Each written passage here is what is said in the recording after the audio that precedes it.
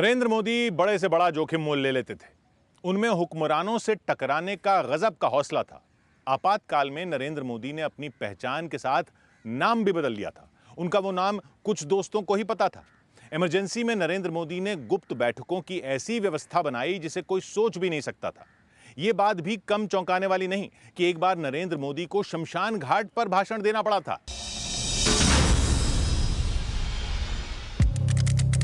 2 जनवरी 1974, लाल भाई दलपत भाई कॉलेज अहमदाबाद। उस दिन कॉलेज कैंटीन में सभी छात्र गुस्से में थे। वजह थी अचानक खाने के बिल में 20% की हुई बढ़ोतरी। भड़के छात्रों ने पहले कॉलेज में विरोध किया, फिर सड़क पर निकल आए। उग्र आंदोलन शुरू हो गया। अहमदाबाद से शुरू हुआ छात्र आंदोलन कुछ ही दिन में पूरे गुजरात में फैल गया। छात्रों ने मुख्यमंत्री चिमनभाई पटेल को बर्खास्त करने की जिद ठान ली। सरकार ने आंदोलन को कुचलना शुरू कर दिया। छात्रों पर बल प्रयोग हुआ, जिसके बाद सभी छात्र संगठन एकजुट हो गए। नवनिर्माण समिति बनी। नवनिर्माण आंदोलन व्यापक हुआ तो सख्ती बढ़ने लगी। छात्रों पर लाठियां चलने लगी। सरकार ने आंदोलन रोकने के लिए सेना को उतार दिया। गोलियां तक चलवा दी, जिसमें 100 से ज्यादा छात्रों की मौत हो गई।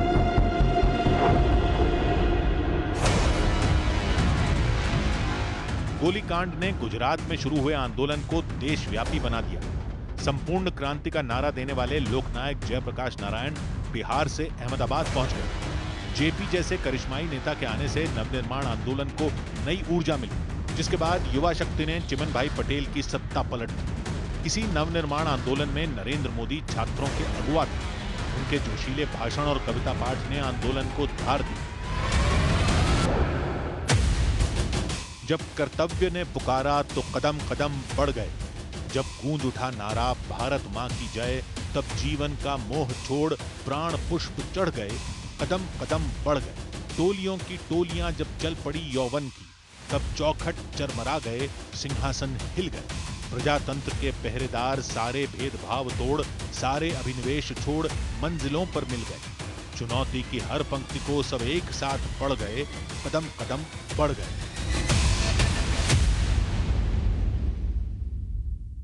गुजरात का नवनिर्माण आंदोलन आजाद भारत में भ्रष्ट सरकार को उखाड़ फेंकने वाला पहला आंदोलन था, जिसने दमनकारी शासन के खिलाफ आवाज बुलंद करने का हौसला देशवासियों में जगाया।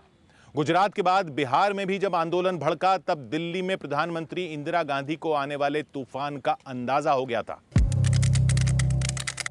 25 जून 1975, रामलीला मैदान, दिल्ली। नवनिर्माण आंदोलन की कामयाबी के बाद जयप्रकाश नारायण ने इंदिरा गांधी सरकार के खिलाफ संपूर्ण क्रांति का ऐलान कर दिया। दिल्ली के रामलीला मैदान में बुलाई गई ऐतिहासिक रैली में प्रधानमंत्री इंदिरा गांधी से सिंहासन खाली करने की मांग की गई। रामलीला मैदान की रैली में मोरारजी देसाई, अटल बिहारी वाजपेयी, चंद्रशेखर जैसे नेताओं ने भाषण दिए। 25 जून की रात ये रैली 9 बजे तक चली। उसी रात देश में आपातकाल लागू करने का फैसला किया गया। 26 जून की सुबह 8 बजे प्रधानमंत्री इंदिरा गांधी की आवाज आकाशवाणी पर गूंजी। भाइयों और बहनों, राष्ट्रपति जी ने आपातकाल की घोषणा की है। यह हमारा परम कर्तव्य है कि हम एकता और स्थायित्व की रक्षा करें। इमरजेंसी की घोषणा के फौरन बाद जयप्रकाश नारायण को गिरफ्तार कर लिया गया। अटल बिहारी वाजपेयी, लाल कृष्ण आडवाणी, विजय राजे सिंधिया, राज नारायण जैसे बड़े नेता सलाखों के पीछे धकेल दिए गए।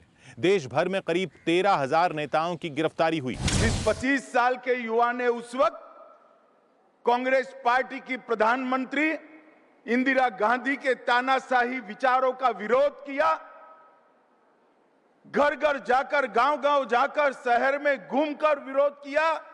आज वही व्यक्ति जिस काम के लिए इमरजेंसी डाली गई थी, परिवारवाद को प्रस्तापित करने के लिए, वो परिवारवाद को आज वही व्यक्ति ने 2014 में पूरे देश से उखाड़ कर फेंक दिया।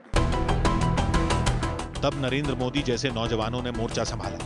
आपातकाल विरोधी अभियान में जुटे नरेंद्र मोदी ने अपना नाम बटुक भाई भी रखा था। लेकिन लीड करना है तो कैसे रहना चाहिए, वो अपने आप में ही स्वभावगत मुझे लगता है नरेंद्र में है। संघर्ष के उन दिनों के नरेंद्र मोदी के वरिष्ठ सहयोगी वसंतराव गजेंद्र गडकर का अचानक निधन हो गया। वसेंद्र गजड़कर के अंतिम संस्कार में काफी लोग जुटे थे। उन्हें श्रद्धांजलि देते हुए नरेंद्र मोदी ने तब शमशान घाट पर आपातकाल के विरोध में भाषण दिया था। आज 25 जून को हम लोकतंत्र के प्रति फिर से एक बार अपना समर्पण, अपना संकल्प उसको और ताकत के साथ हमने समर्पित करना होगा।